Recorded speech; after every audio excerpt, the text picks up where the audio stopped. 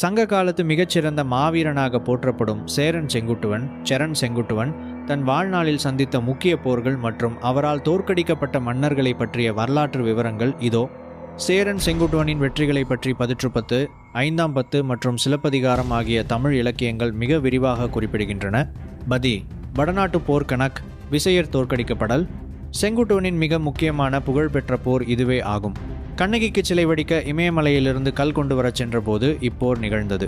தோற்கடிக்கப்பட்டவர்கள் வடநாட்டு மன்னர்களான கணகர், விசையர் பாலகுமாரனின் புதல்வர்கள் மற்றும் அவர்களது கூட்டணி மன்னர்கள் உத்தரன், விசித்திரன், ருத்திரன், பைரவன் முதலானோர். காரணம், தமிழர்களின் வீரத்தை வடநாட்டு மன்னர்கள் இகழ்ந்து பேசியதாக அறிந்த செங்குட்டுவன் வடதிசை நோக்கி படையெடுத்தார். விளைவு, கங்கை ஆற்றை கடந்து நடந்த கடுமையான போரில் கனக, விசேரை செங்குட்டுவன் முற்றிலும் தோற்கடித்தார். அவர்களை சிறைபிடித்து அவர்கள் தலையிலேயே இமயமலை கல்லை சுமக்கச் செய்து கங்கை ஆற்றில் நீராட்டிச் சேர நாட்டுக்கு கொண்டு வந்தார் என்று சிலப்பதிகாரம் கூறுகிறது. 6. நெறிவாயில் போர். 9 சோழ மன்னர்கள் வீழ்ச்சிதன் தாயாரின் வம்சமான சோழ வம்சத்தில் ஏற்பட்ட வாரிசுரிமை போரில் செங்குட்டுவன் தலையிட்டார். தோற்கடிக்கப்பட்டவர்கள் சோழ அரியணையை கைப்பற்ற முயன்ற 9 சோழ இளவரசர்கள் கண்டெண்டர்ஸ். காரணம், செங்குட்டுவனின் மைத்துனனான் அல்லது உறவினரான கிள்ளி என்பவனுக்கு சோழ முடிசூட்டுவதில் ஏற்பட்ட சிக்கலை தீர்க்க இப்போர் நடந்தது. விளைவு,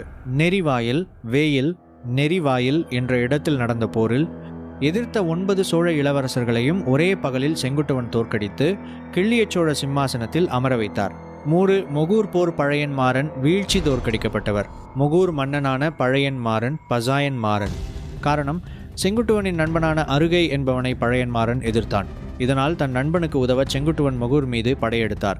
விளைவு, பழையன்மாறனை தோற்கடித்ததோடு மட்டுமன்றி அவனது காவல் மரமான வேப்ப மரத்தை வெட்டி அந்த மரத்தை கொண்டு போக தன் யானைகளை பூட்டி பெறும் முரசு ஒன்றை செங்குட்டுவன் செய்து கொண்டார். இந்த வீடியோ பிடித்திருந்தால் லைக் பண்ணுங்க, சப்ஸ்கிரைப் பண்ண மறக்காதீங்க. வரலாற்றின் இன்னும் பல வீர கதைகளுடன் மீண்டும் சந்திப்போம்.